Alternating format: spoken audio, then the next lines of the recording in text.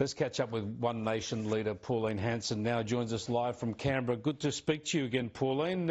Fascinated today, this afternoon, in fact, to see you sharing a podium with Bill Shorten. You're going to help Bill Shorten out to try and fix the NDIS. You've said before that the NDIS is a scam. So how are you getting along with Bill Shorten to fix it?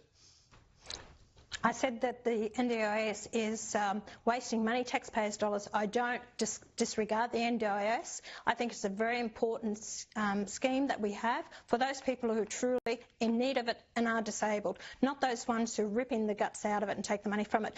I've worked closely with Bill Shorten's office since he was elected again to be the minister under this portfolio. Now, prior to that, I worked with the previous two ministers, which I thought they were absolutely hopeless.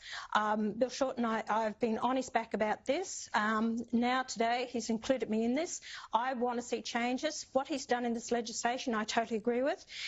Look, do you know that they're paying...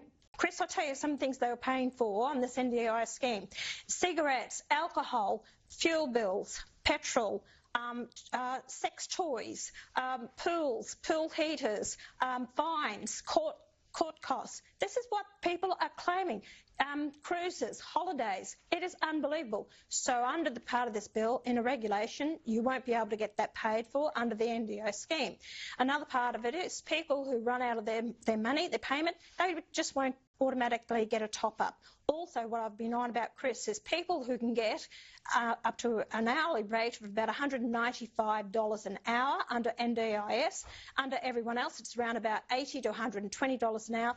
That now has been frozen, so they cannot charge these ridiculous amounts to the general public, which puts pressure on the vets and also the general public. It's insane. This is a start.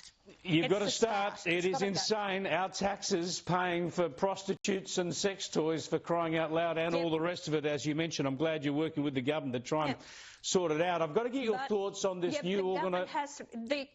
Yeah, but Chris, also, the coalition has to come on board with this because they need it. The Greens are not going to support this, so they need the coalition. And I'm calling on Peter Dutton to actually put your amendments forward, speak to the government about this, get it passed as soon as possible. Yeah, because it's important, because every time that goes by, it's another $1 billion down the line.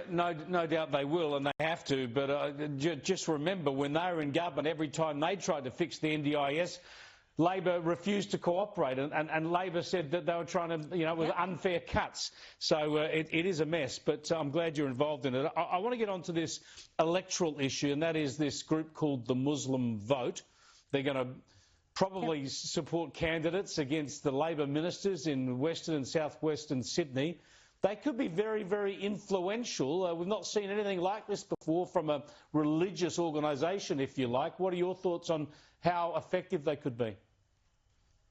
There's 813 in the last census Muslims in the country now. It will affect, the Muslim vote affects about 29 seats across the country, especially in Sydney and also in Melbourne. It will have a big impact. You've got in the 20% that the Muslim vote is there in some of these seats. They're going to target Jason Clare's and also Tony Burke's seat, plus some others that they indicated they will.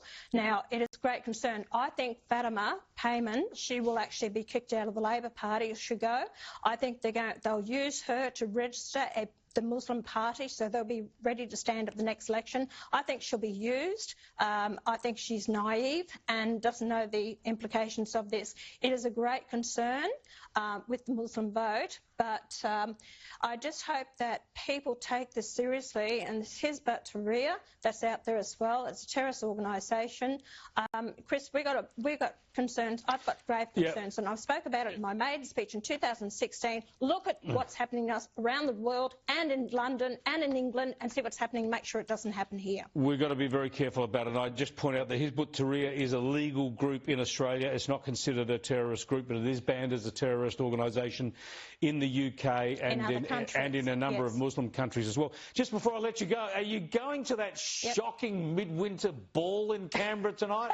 No, I'm not interested in that. I didn't even know it was on tonight, Chris, until you said you wanted to ask me about it. No, I'm not going to that. It's the big insiders fest. You should go along and pull the plug on it, because they wouldn't want to be creating a carbon footprint out of the event, would they? I'm not interested. No, they wouldn't do that, the Greens. Hey, I wonder which Green's going to turn up in a Palestinian flag dress. So let's see what comes out of that. Probably all of them, yeah. Yeah, good point. There won't be so much climate change. It'll be the Palestinian issue. Thanks for joining us, Pauline Hanson. I appreciate it. Pauline Hanson there, the One Nation founder and leader, live in Canberra.